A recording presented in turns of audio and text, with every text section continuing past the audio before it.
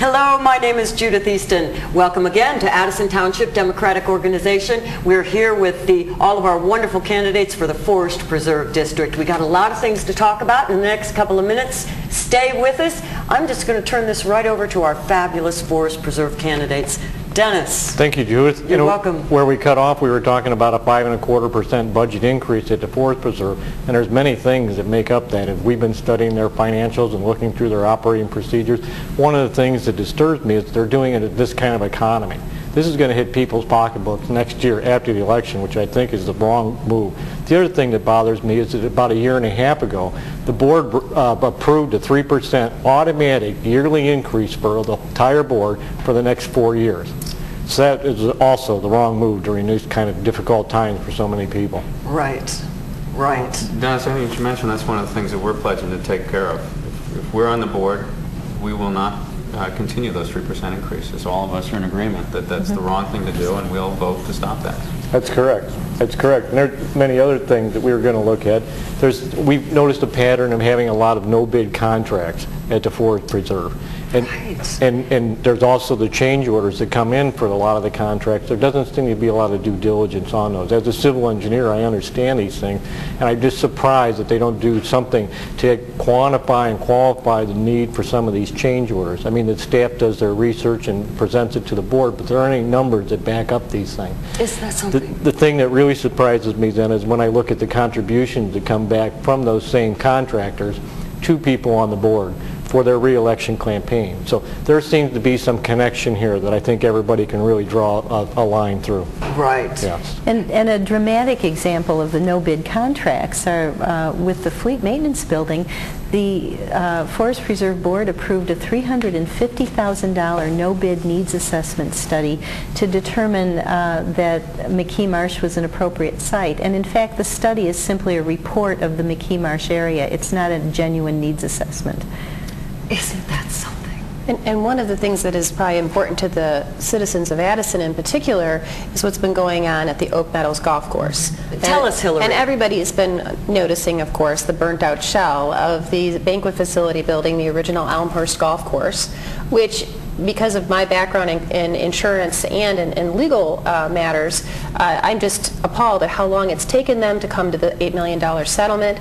They've also added a $500,000 increase in this year's coming budget in order to demolish the building. So why do we need this kind of money when we've got this insurance settlement coming? It took them a very long time to figure out that they decided to knock down the building instead of restore the building, and now they determine they have to talk to the citizens about what do the citizens want next, and do a survey about this. So it's just one mismanagement decision after another, and it's costing all of us money.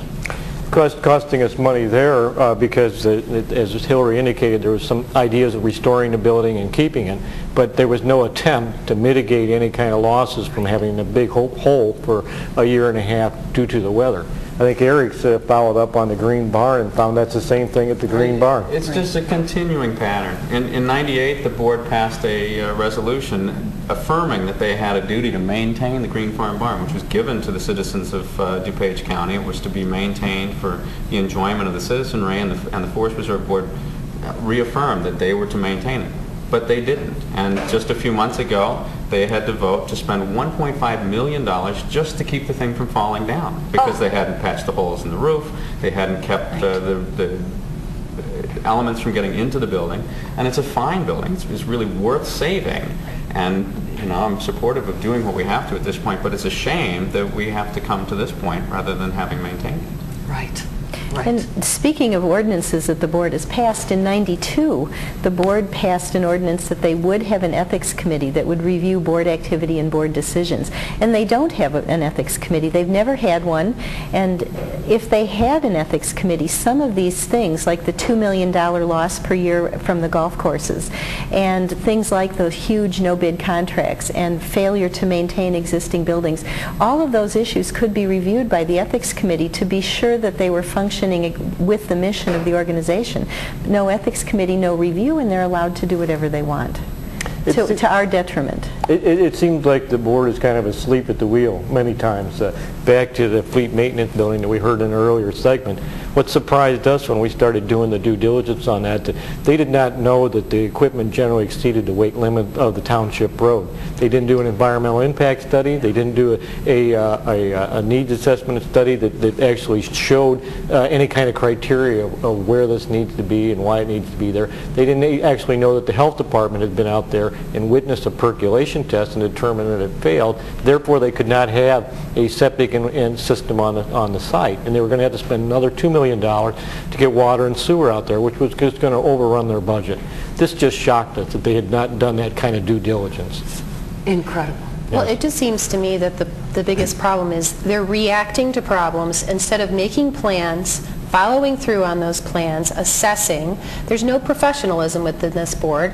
There are no people watching the till, and so we're spending millions of dollars fixing problems or scuttling whole plans. Like with the fleet maintenance, that plan may just be scuttled, and all those millions of dollars spent to plan it are wasted tax dollars. The same is going on at Mays Lake with the Friary building, which is now going to be torn down, a $700,000 expenditure. And this is after hundreds of thousands of dollars in attorney's fees have been spent fighting with Oak Brook. We've got the DuPage County Housing Authority involved, and it was really to do a wonderful thing with that Friary building. And because of a void in leadership, once again in District 2, this is now costing us taxpayer dollars, and there's no housing there for seniors. Incredible. I think, Judith, the whole thing goes to the transparency. I mean, one of the most shocking pieces to me in all of this has been particularly watching Dennis and Shannon try and find the details of what's going on with this fleet maintenance building. These are supposed to be open public meetings, open public decisions.